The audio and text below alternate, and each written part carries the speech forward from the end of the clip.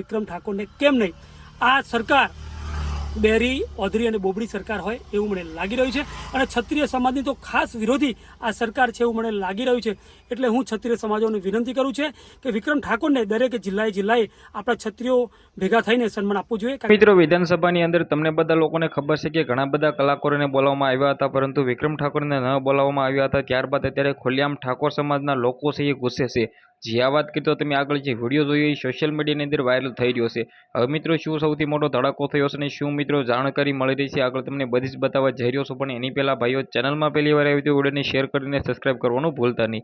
તમને બધા લોકોને ખબર છે કે વિધાનસભાની અંદર ગુજરાતના મોટા મોટા કલાકાર, જે મિત્રો વાત કરી તો કીર્તિદાન ગઢવી હોય, રાજભા ગઢવી હોય, ગીતાબેન રબારી હોય કે પછી મિત્રો વાત કરી તો રાકેશભાઈ બારોટ હોય, મિત્રો વગેરે વગેરે સૌથી મોટા મોટા કલાકારોને બોલાવવામાં આવ્યા હતા. પરંતુ આના અંદર ઠાકોર સમાજના એક પણ કલાકારને ન બોલાવવામાં આવતા ત્યારબાદ વિક્રમભાઈ ઠાકોરે સવાલ ઉઠાવ્યો કે મિત્રો વાત કરી તો અમારા ઠાકોર સમાજની અંદર આવડા મોટા મોટા કલાકારો છે, છતાં ભાઈ અમારા ઠાકોર સમાજની અંદર કોઈ પણ કલાકારો કેમ નથી તમે બોલાવવામાં આવ્યા હતા. હવે આ મામલે મિત્રો વાત અત્યારે સોશિયલ મીડિયાની અંદર વિક્રમ ઠાકોર ખુલ્લેઆમ મેદાનની અંદર લડી લેવાના મૂડમાં છે.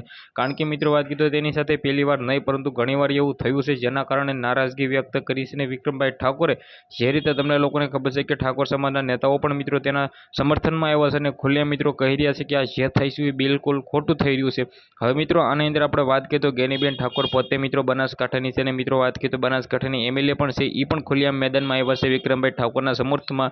જેની અંદર મિત્રો વાત કરીએ તો વિક્રમ ઠાકોર સાથે જે કરવામાં આવ્યું છે એ મિત્રો ખોટું ગણ્યું છે. અને સાથે મિત્રો વાત કરીએ તો ઠાકોર સમાજના ઘણા બધા મોટા નેતાઓ પણ મિત્રો મેદાનમાં છે.